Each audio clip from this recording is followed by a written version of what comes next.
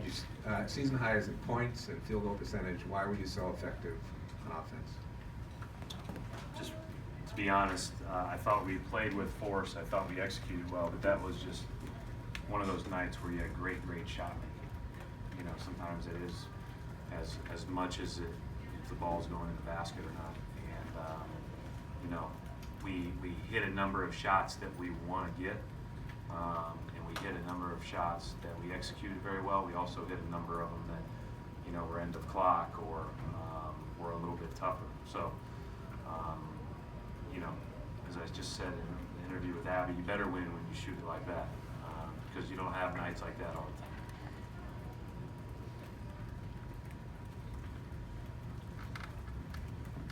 Coach, before the break, you were pointing out that there were some good parts in offensive execution. Were you uncertain how you guys would come out after the break? I felt really good about our structure. Probably the best I've felt about our structure all year heading into the break on offense, at least since Gordon went out.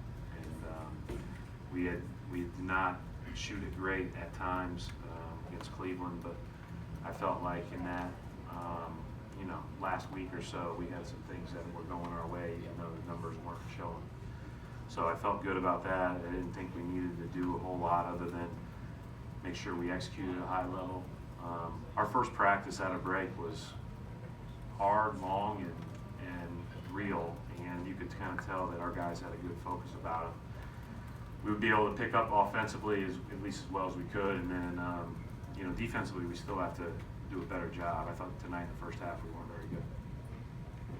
Hi Brad, this is another game where you have multiple double-figure guys off the bench. Do you see that unit finally starting to gel, connect? Well, I think obviously, you know, when you go through the past month, no matter what, even if you've played poorly, there's always something that, you know, you can take from that. And one of the things, Terry's growth has been evident. He probably really benefited from starting those 3 games and playing as many minutes and being counted on the way we counted on him. And then Marcus Morris just looks more comfortable every time he takes the floor. And so the way that they're scoring the ball, Marcus Smart coming back obviously is a double-figure scorer for us, and then what Greg gave us tonight was great. So I think that we're going to need as many guys to put the ball in the basket as possible. We can't rely on 1 or 2 guys, and you know, we've got a team that if we soar with our strengths, we can do that. Brad, you referenced that, you know, the offense was starting to run into form before the break. If even the results didn't show, what has changed in these last few games? Is anything? Did you tweak anything? It's just a matter of shots going in. Well, I think obviously when shots go in, everything feels a lot better. We did small changes on actions. We've tried to play a little bit more of our cutting, but we're also just getting a lot more comfortable playing together. And you know, that sometimes takes a little bit of time. We've had our moments in December where we showed that we're capable of it, and then we struggled in January and early February, and you know, for whatever reason, in the last 4 games we've been a little bit better. But you know, we've got a really hard game on Saturday, and that's a team that not only gets credit for, you know, historically good offense, but they're also a really good defensive team. They make it really tough to score, so we'll have our hands full. Brett, Kyrie's been on a bit of a run lately. Just let it go when you see it happening. I mean, he's very locked in. You know, I thought he went into the break hurting a little bit for how we played. I think that was a feeling shared by all of us on how our team performed in the last, you know, few days leading up to the break. You know, I thought that, you know, he hopefully had time to relax and kind of get away for a minute. But clearly, when we came back on Wednesday, we were ready to go, and he was as locked in as anybody. How beneficial is it that he's been able to sit the last 2 fourth quarters? Well, I mean, obviously, the more time that we can get, that we can steal, the better. But we're not going to play him 40 minutes a game anyways. So, you know, we're gonna manage this appropriately and do it the right way so that he feels as fresh as he can feel, because he's obviously a dynamic scorer, regardless, but obviously everybody's a little bit better when they're fresher. Brad, what did you see out of Greg Monroe, and you kind of went to him in the second quarter repeatedly in that matchup with Randy Gomez? Well, yeah, I mean, we've seen it here. We've been on the other end of that with Greg when he gets it going in the post like that. And so you could tell that he had a real bounce to him today. I thought he was really engaged, really locked in.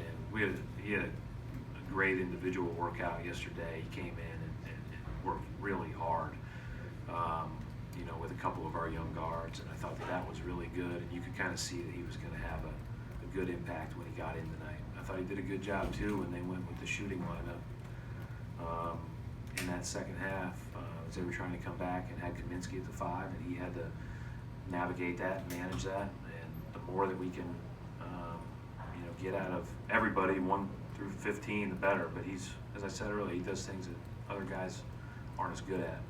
And everybody again has got to bring their strengths to the table. Brad, you guys limited Dwight Howard to just 3 rebounds tonight. Just what do you think of Aaron Baines' physicality that he brought against him? I don't know if it's fair to say you guys and include me in that. I have nothing to do with that.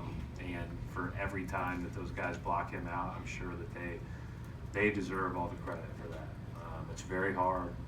You saw the way that when Dwight wants to go at the basket, like he did in the first half, how hard it is to keep him from getting where he wants to go. But every time you hit Baines, it wears on you, because he's a big, strong guy, and he does a great job for us. And I thought Baines was good on both ends tonight.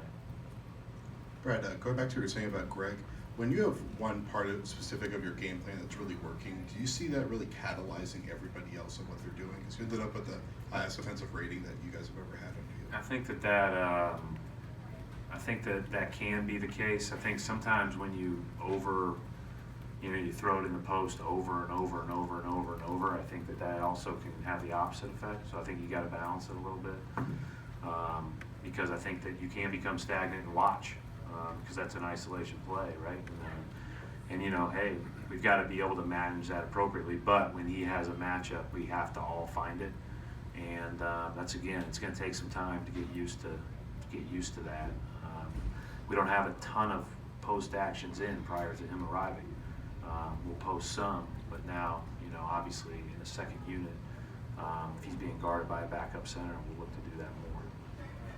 I don't think we're going to see you again before Saturday, so you mentioned a little bit what stands out about what the Rockets are doing right now and what makes them so dangerous. Well, I mean, first of all, they've got 2 great ball handlers in Harden and Paul that can, you know, be the best player in the league on any given night, right? They're incredible. They can take turns, but they can also space the floor. They have great shooting around those guys and great rim runners in Capella, Mane, and Tariq Black. And so it's like a team that it's built perfect for the way Mike wants to play. They crush you if you overextend. They crush you if you switch, because they just go in isolation with those guys. And then on defense, they're very versatile and agile. Chris Paul's always been one of the better little guys guarding up as far as size. And they have a ton of length out there that can guard a number of different positions, and they've made it really tough. They're an excellent team, you know, and we had no business winning the game here. When you go back and watch it, I mean, we were very, very fortunate being down 26 at halftime. We did fight. We gave ourselves a chance, and we found a way. But, man, that's a really good team, and it'll be a heck of a test. Coach, I'm not crying for those champions, but Harden is really playing on a mission this year. Yes, I mean, is it something to also you have to take into consideration? Well, I think one of the things, and I think you all would second this, when you see Harden up close, you realize, like, he looks like a power forward in a lot of ways. He is big and strong. He's got big shoulders. It's hard to be in a disadvantage against him physically, because he can overpower people. So that automatically gives him a huge advantage. Then you add on top his quickness and his skill, his ability to draw fouls. He's elite. He's a tough guy to guard. Thanks. Thank you, Coach.